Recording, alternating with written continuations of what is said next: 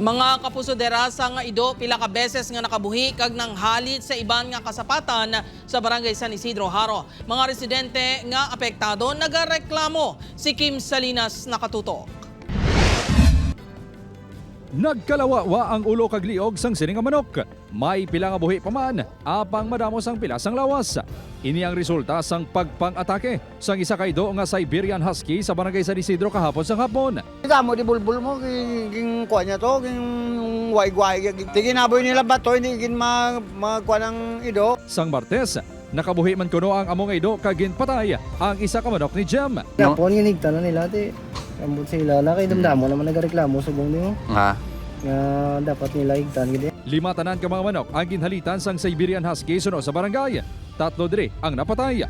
Suno sa mga residente, pila ka beses na nga nakabuhi ang ido kag nang halit hindi lang sa manok kundi sa mga kuring. Suno sa barangay, ipatawag nila ang tagiya kag caretakers ang ido agon masolusyonan na ang reklamo sa mga pumuluyo. Open ko lang na umaksisyon kami, sir. Or karon pwede man nga katuan namon, check namon ang ido, ang area, sir, kung ano mahimo nga solusyon. Suno sa isa ka canine trainer, doon sa Siberian Husky nga ido, nga mataas ang ilang preying instinct o kung pagka-agresibo sa iban nga sapat. Importante kuno nga bata pa lang, makontrol na ini isang dog owner.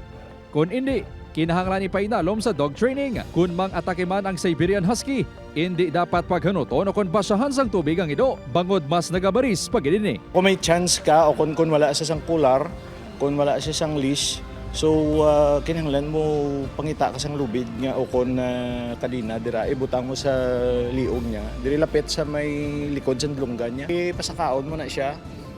Medyo machok na siya gamay, so ma-feel niya nga daw wala siya nga mangangana siya. So mabuyan niya ang iyang ginakagat. Upod Caramel Porquia, Kim Salinas, 1 Western Visayas.